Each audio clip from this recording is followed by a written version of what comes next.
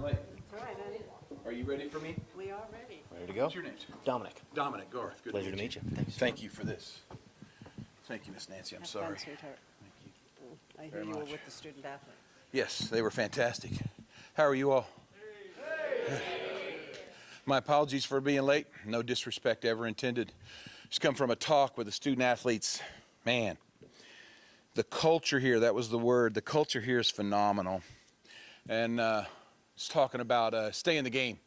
For you people that don't know, we do teammates for kids. It's our foundation. Stay in the game is our stadium kind of run. Stay in the game is a nice way to talk about what's taking the lives of most of our teenagers now over health or anything, and that's suicide. These are not the kids that's even going to contemplate that. But our whole thing to them is to make sure they understand in a culture, especially like this, they are heroes of this community, and how they act affects everybody else, and how they reach out to other people. So you do that, and you move on to the press conference. The crazy thing that happened here was the questions started happening, which was beautiful. So when that happens, as much as I don't want to ever offend anybody by being late, probably the most important work you'll get to do as an artist is get to work with the next generation. And they were very inquisitive, very sincere, and I did not want to bring that to a halt. So again, my apologies for being late. We got to cover some things. I know Nancy wants to move quick because we have a lot of one-on-ones and stuff. I want to make sure, I want to take my time. I want to slow down because you guys' son stays up a long time here, right? And so we're filming tonight. So let's be casual, let's roll. So the first message I'd like to get out to anybody coming to the show tonight is it's going to be kind of back a little more than what you're thinking. So let's say that the time is 7 o'clock for the first opening act. It'll probably be more like 7:15, 7:30. We're just going to kind of let it roll, get in there, because we're going to need it to be dark to film when Blake gets here. So we're just going to take our time. Hope everybody have a good time and not get a lot of pressure on this thing. The opening act tonight also, it just happened out of serendipity. And forgive me for talking so much. I never do this, but I got some things I think if Aaron's in the room.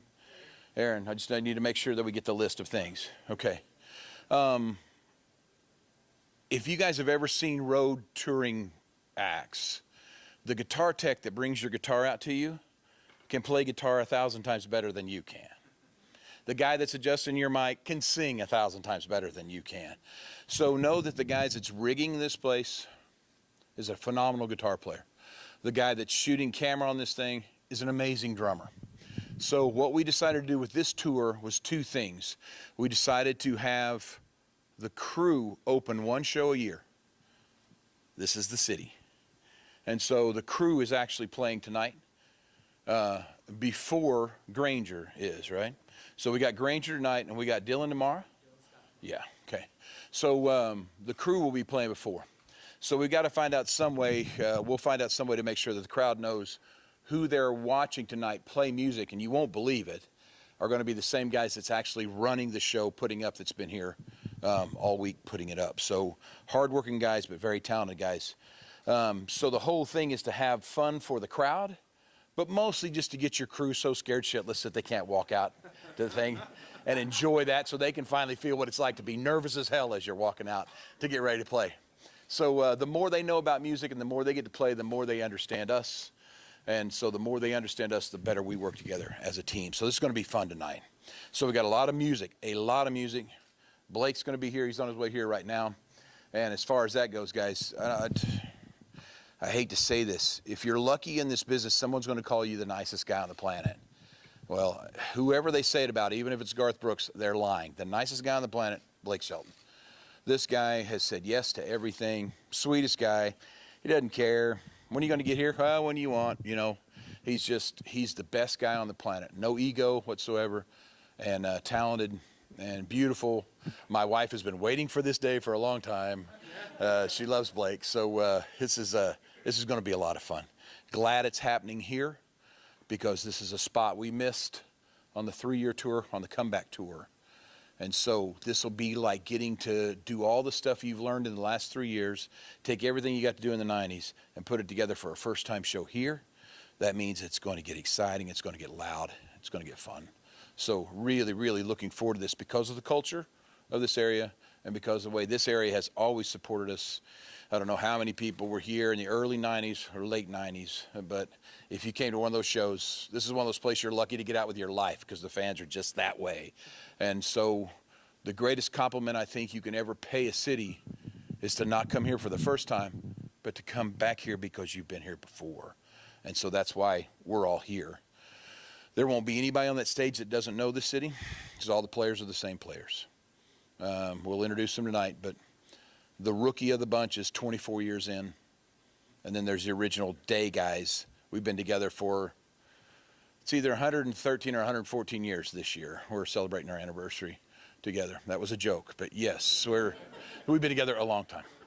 So is that it, Miss Nancy? We got, Aaron, we got everything? That's it. Okay. So my favorite part about this is just taking questions and just talking. So my one thing is if you're going to ask a question, please identify yourself so I'll know who I'm talking to, please. Don Nelson, Channel 6. Hey, Don. You talked about your teammates for kids. You had said that Roberto Clemente was an inspiration. Yes, sir. Very much so. Roberto did a lot of work for children. But besides being one of the most naturally gifted players and not one of the more flashier ones, but the one everybody respected and loved. So he was my guy, the quiet guy, that was it. He was he wore the black and gold, which started my love for the black and gold, the entire city as a kid. And so when he died, I was 10 years old or 9 years old.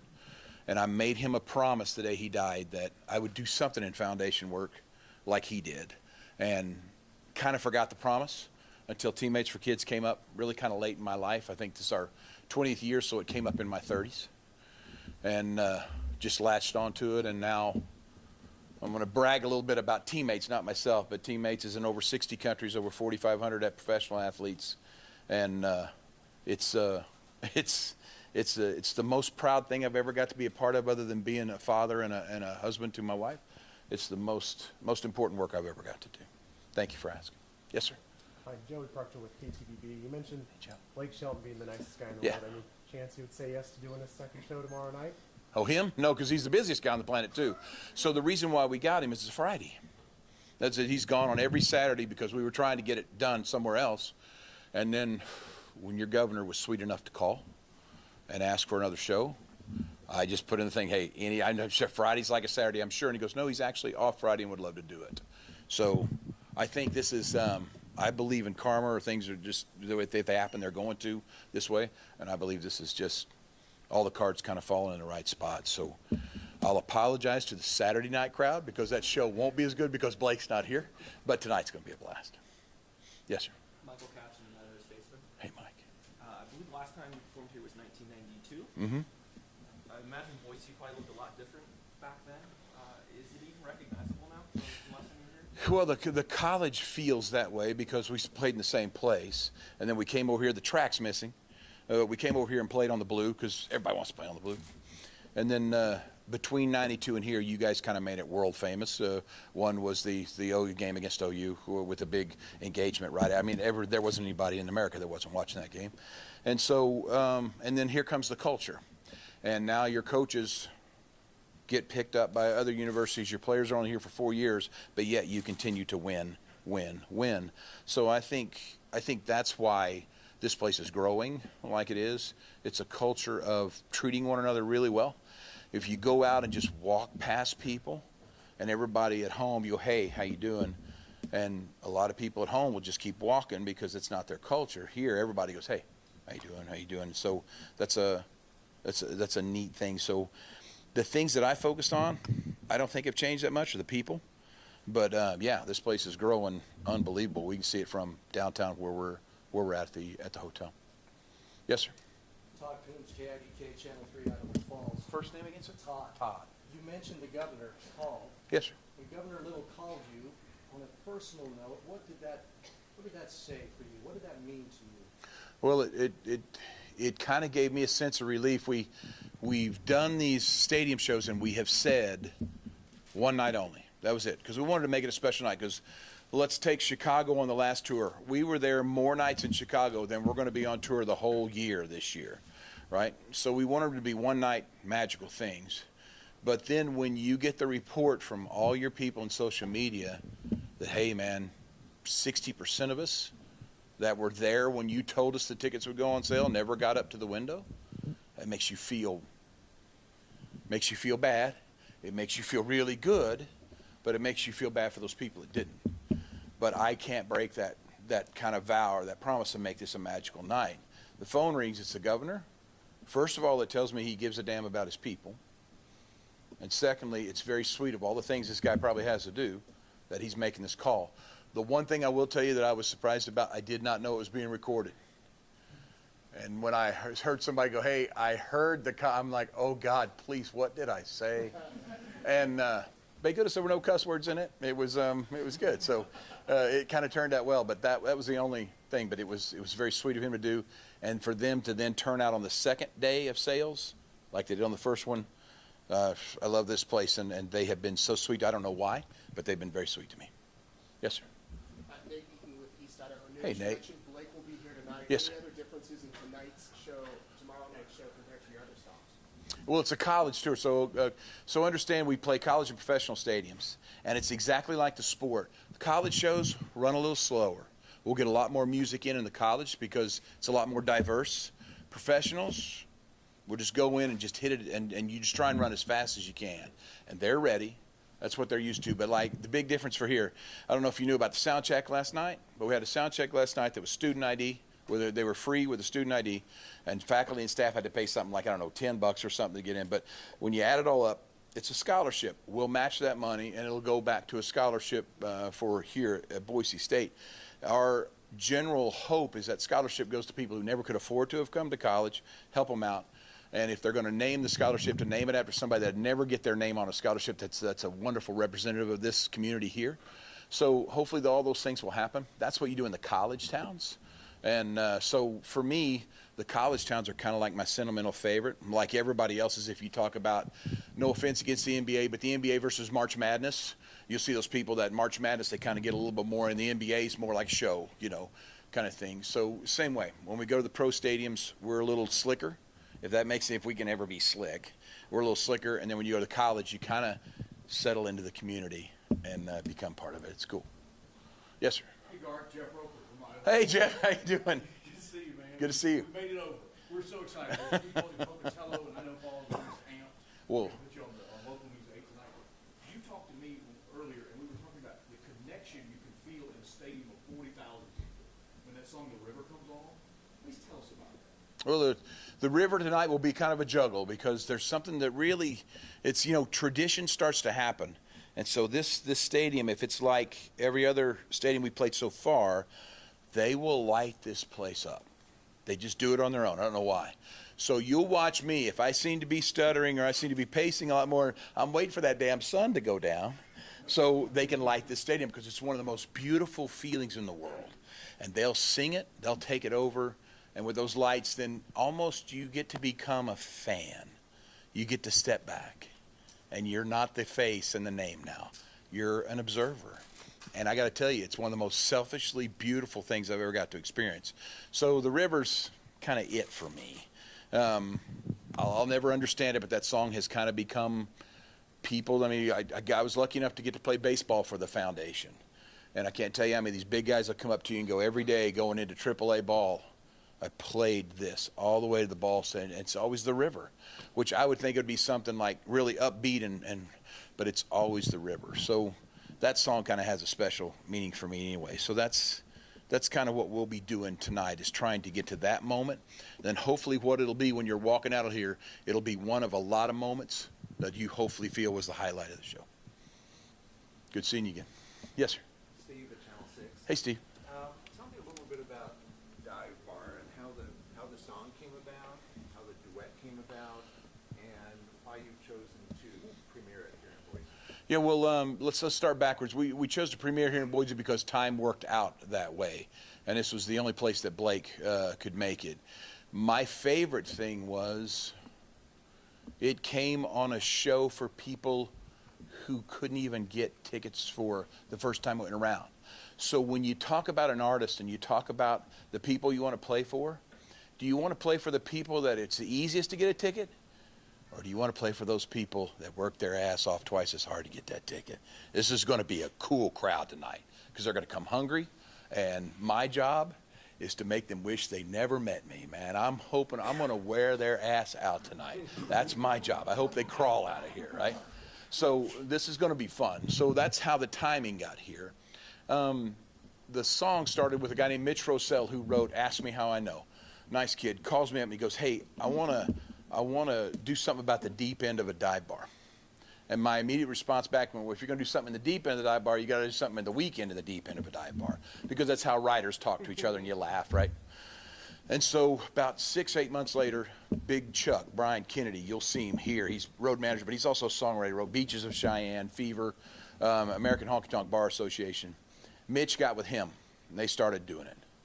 And so when they brought it to me, I was saying, you got a real kind of a Stones feeling thing here, really loose, but what you're missing is the Jones part, right? So Jones meets Stones. Now you get to put George Jones in a Rolling Stones really loose melody, and now that roller coaster thing, you know, bring that bottle up and drink it, crank that jukebox up and hank it.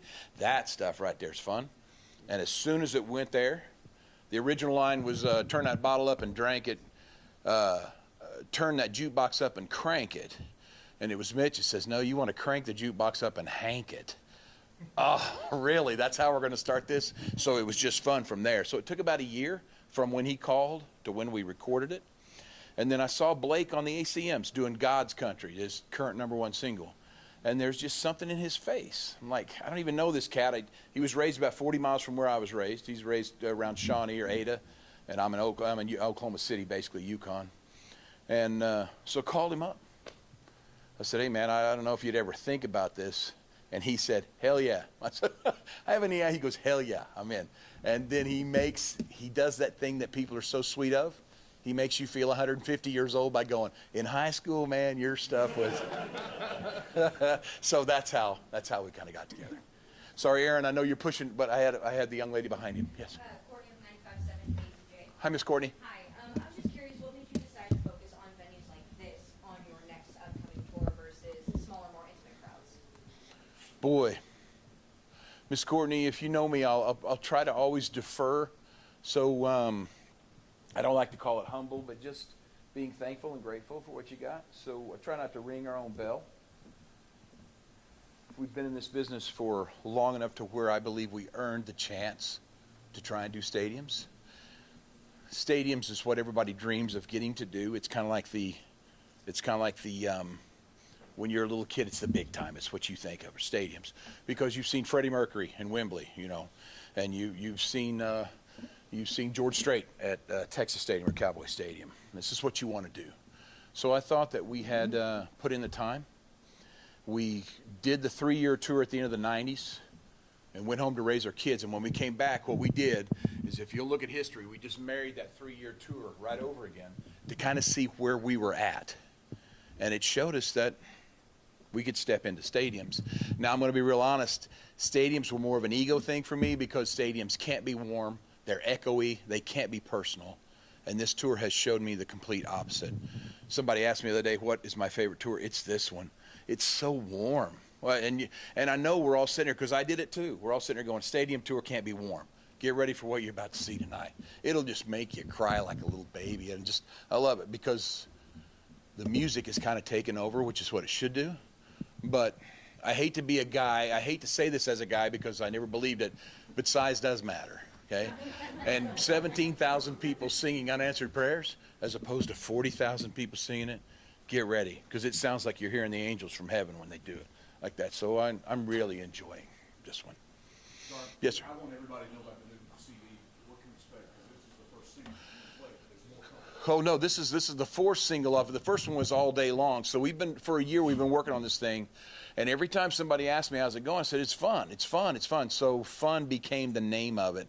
And the crazy thing is, when you play people stuff like Party Gras that's on it, you play them a thing called It's a Hard Way to Make an Easy Living, about this guy that sees these guys picking and think he's going to try it. And all you do is sit there and shake your head and go, oh my God, that's fun. And that's what it is. So it's just a fun record. We're not going to try and make any statements on this one.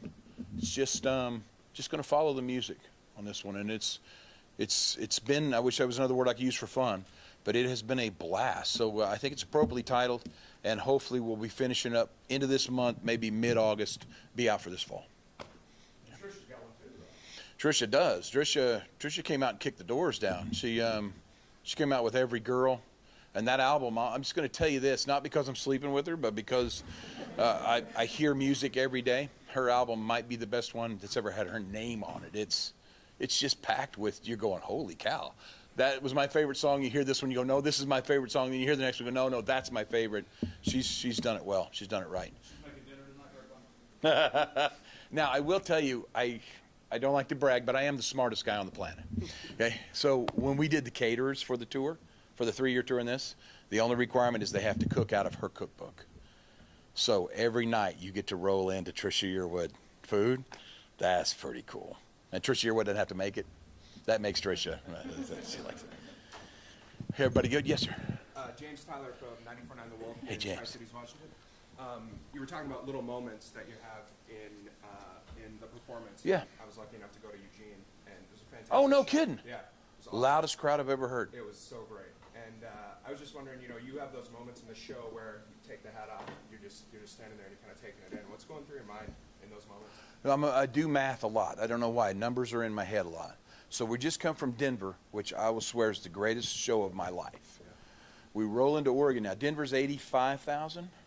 Oregon's 60. So I'm just doing the math, right? Yeah. So it's going to be 3/4. It'll be good. And it would have been the greatest show of my life if I hadn't got knocked on my heels the very first song. I was always catching up. They blew me away because they brag they're the loudest stadium in the world. That's their motto.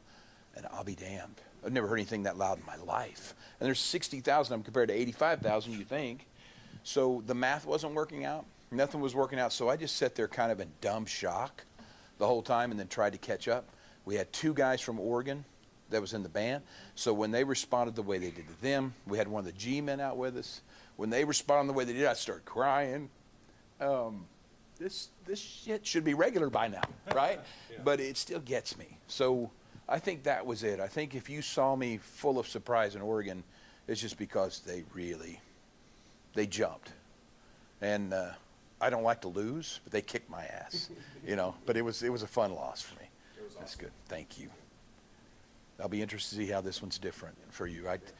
Everyone says they're different. From my perspective, they all seem like it's the same songs that you're playing, but everybody reacts different. Aaron, you have worked your way in. Okay. I'm as close as I can Okay, you got it. If it's okay, we'll get into the one-on-ones now. Beautiful.